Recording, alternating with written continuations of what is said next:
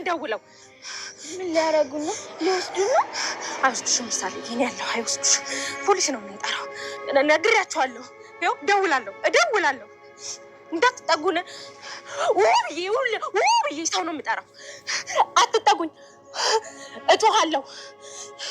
ልጆ ነው። አትጠጉኝ።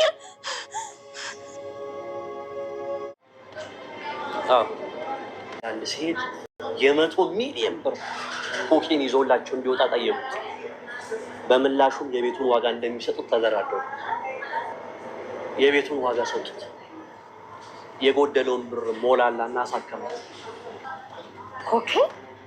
ኮኬን ማለት እኮ አደንዛዥ እጽ እኮ ነው። አዎ ኦብቪየስሊ ግልጽ እኮ ነው። የሞት ፍርድ ሊያስወስንበት እንደሚችል እያወቀን የተስማማው እና ቆይ በዚህ መንገድ ነው ያሳከማት እያልከኝ ነው? አዎ። አንቺ ምንድን ነው ያስቀየምሽው?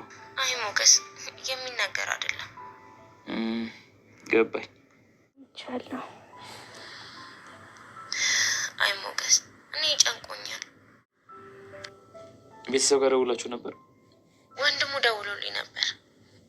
መድብል ደውላለሽ? ምን አለሽ ታዲያ? ስልኩ አይሰራም። ምን ሆኖ ነው ሊጠይቀኝ ነው የደወለው። አይዞሽ በቃ ዳጣ አብራችኋለች። እሺ አሁን እኛ ጋር አታድርም፣ ግን ቀን ትመጣለች። በቃ እኔም የሆነ ጊዜ ላይ ልክ ብዬ እመጣለሁ።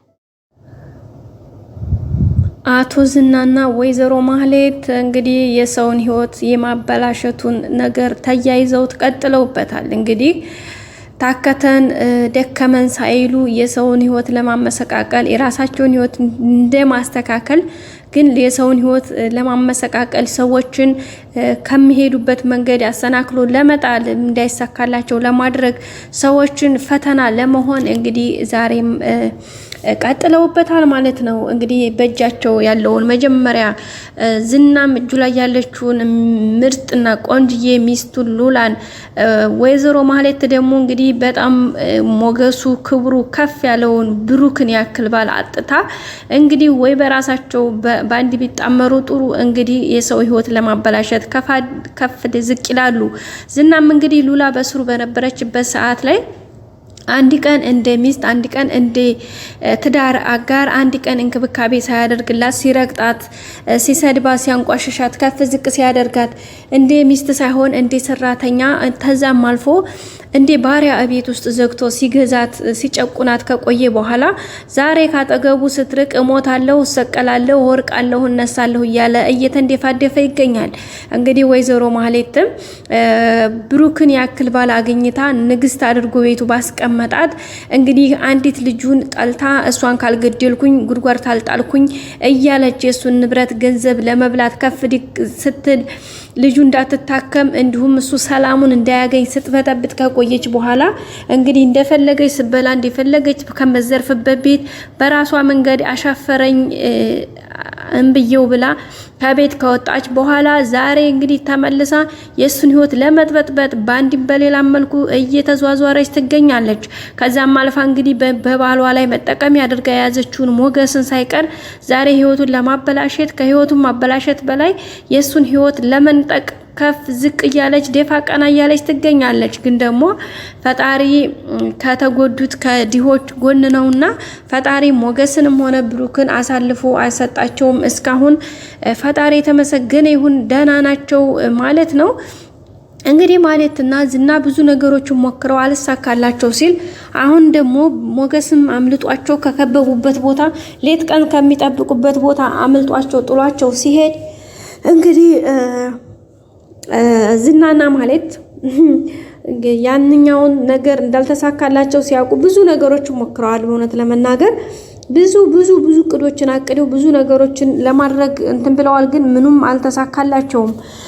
አሁን ደግሞ እንግዲህ የመጨረሻ ያሉትን ሞገስን ለመግደል አልፎም ብሩክን ህይወቱን ለማበታተን ሲያደርጉ የነበሩት እንግዲህ ሩጫቸውና ትግያቸው አልሳካላቸው ብሎ አሁንም ጫፍ ላይ ወርቅ አልወርቅ እየተወዛወዙ ይገኛሉ ማለት ነው። እንግዲህ በሱም ዛሬ ትንሽኛን ያስደነገጠን ነገር ቢኖር የብሩክ መጥፋት በጣም አሳሳቢ ነው ማለት ነው። ብሩክ ደግሞ ከድራማው ከወጣ የእውነት በጣም ነው የሚያስጠላው። ብሩክ ማለት ለዚህ ለድራማው በቃ ዋና በቃ አይደለ ለሁሉም ነገር ከብሩክ ብዙ ነገሮችን ተምረናል። አባትነት ጥግ እንዴት እንደሆነ ነገሮችን በትዕግስት ማለፍ ትዕግስት በቃ መስዋዕትነት በትዕግስት ብዙ ነገሮችን ማሸነፍ እንደምንችል ከፈጣሪ ጋር መሆን እንደምንችል አሳይቶናል ማለት ነው። የአባትነት ጥግ አባት ለልጁ ምን ያክል እንደሆነ እንግዲህ አባትነትን አሳይቶናል ማለት ነው። አሁን ሁሉ ነገር አስተካክሎ ልጁን አሳክሞ መጥቶ እንግዲህ ሰላም ከተቀመጠበት አሁን ላይ እንግዲህ ድንገት ከቤት ወጥቶ ጠፍቷል ማለት ነው። ከ3 ቀን በላይ አስቆጥሯል። በዛም እንግዲህ ብዙ ሰዎችን አስደንግጧል። በተለይ ቅድስት በጣም ሀሳብ ውስጥ ነው ያለችው። በዛ ላይ ደግሞ ልጅቷ ምሳሌ አባዬ የት ነው እያለች እየጠየቀቻት ነው። በዛም ደግሞ እንግዲህ ዳጣም ሞገስም እንግዲህ እያሰቡ እየተጨነቁ ይገኛሉ ማለት ነው። ምክንያቱም የብሩክ መጥፋት በጣም ከባድ ነው። ስልኩም አይሰራም። እሱም እዚህ ቦታ ሀርኩኝ ብሎ ያለበት የለም ማለት ነው። ድንገት ወጥቶ ነው ሄደው። እንግዲህ እንደ ሰማነው ኢንፎርሜሽን እንግዲህ እውነት ይሄ ዝና ትናንት ለማህሌት ያወራት ነገር እውነት ከሆነ እውነት ለመናገር እሱ ራሱ በጣም ከባድ ሪስክ ነው የሚሆነው። እንግዲህ ልጁን ለማሳከም ብር ሳይሆን ማለት ቤቱን አልሸጠውም። ብሩን የተቀበለው እንግዲህ አደንዛዥ ዕፅ ወደ ውጭ ሀገር ይዞላቸው ሊሄድ ሰዎች ጋር ተመካክሮ ነው። በዛም እንግዲህ ደግሞ እሱን ይዞ አልሄደም። እንግዲህ ቆሻሻ መጣያ ኤርፖርት ውስጥ ጥሎት ነው የሄደውና በዛም ምክንያት የነሱ የስንት ሚሊዮን እንትና የሰጡትና በዛም ምክንያት እንግዲህ ቤቱን አልሸጠም። ስለዚህ ብሎ ያወራው ነገር አለና ቤቱ አልተሸጠም፣ አንቺም ከስሽን አንቀሳቅሽ እያለ ሲላት ነበረ። እንግዲህ እሱ ነገር ከሆነ ምናልባት ሞገስን ብሩክን እነሱ ሰዎች ይዘውት ይሆን አሳግተውት ይሆን አላቅም። እሱ ነገር ሌላ ጥያቄ የፈጠረብን ጉዳይ ነው ማለት ነው። ሌላ እንግዲህ በጣም የተጨነቅንበት የነበረው የሞገስና የሉላ ያልሆነ ቦታ መቀመጥ ነበረ። በዛም እንግዲህ ፈጣሪ የተመሰገነ ይሁን ደህና ወጥተው ሂደዋል ማለት ነው። እንግዲህ አሁን ለጊዜው አምልጠዋል። ለሃቹም ቢሆን ግን ዝና የሚባል ሰው የሚፋታቸው አይደለም።